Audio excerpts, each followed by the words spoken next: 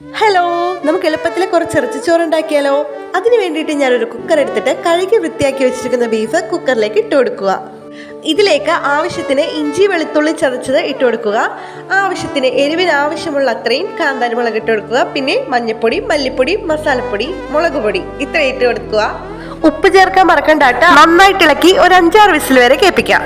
Beef അവിടെ ready ആകുമ്പോഴത്തേക്കും അടികട്ടിയുള്ള ഒരു പാത്രം വെച്ചിട്ട് എണ്ണ ചൂടായി കഴിയുമ്പോൾ സവാള സവാള നന്നായിട്ട് വഴറ്റി വരിക. വഴന്നു വരുമ്പോൾ നന്നായി പഴുത്ത ഒരു തക്കാളി ചേർത്ത് കൊടുക്കുക. തക്കാളി നന്നായിട്ട് വെന്ത് കഴിയുമ്പോൾ ആവശ്യത്തിന് മസാലപ്പൊടി കൂടി ചേർത്ത് കൊടുക്കുക. അപ്പോഴത്തേക്കും നമ്മുടെ ബീഫ് നല്ല പോലെ വെന്ത് റെഡി ആയിട്ടുണ്ട്. നമ്മൾ നേരത്തെ റെഡിയാക്കി വെച്ചിരിക്കുന്ന സവാളയുടെ മിക്സ് ഉണ്ടല്ലോ, അതിനകത്തേക്ക് ചേർത്ത് കൊടുക്കാം. പിന്നെ അടുത്തതായിട്ട് നമ്മുടെ മെയിൻ ഇൻഗ്രീഡിയൻറ്റ് നമ്മുടെ അരിയാണ്. അരി നമ്മുടെ ബിരിയാണി അരി ഇല്ലെങ്കിലും കുഴപ്പമൊന്നുമില്ല. നമ്മുടെ സാധാ അരി ഉണ്ടല്ലോ, റേഷൻ കടയിൽ നിന്നൊക്കെ കിട്ടുന്ന സാധാ അരി, അതുകൂടി ചേർത്ത് നല്ല പോലെ ഒന്ന് ഇളക്കി. 1 ഗ്ലാസ് അരിക്ക് 1.5 ഗ്ലാസ് എന്ന അനുപാതത്തിൽ തേങ്ങാപ്പാലാണ് ഒഴിച്ചെടുക്കുന്നത്. എന്നിട്ട് കുക്കർ അടച്ച് മീഡിയം ഫ്ലെയിമിൽ ഒരൊറ്റ വിസിൽ മതി. നമ്മുടെ ഇറച്ചിച്ചോറ് റെഡിയാണ് കേട്ടോ.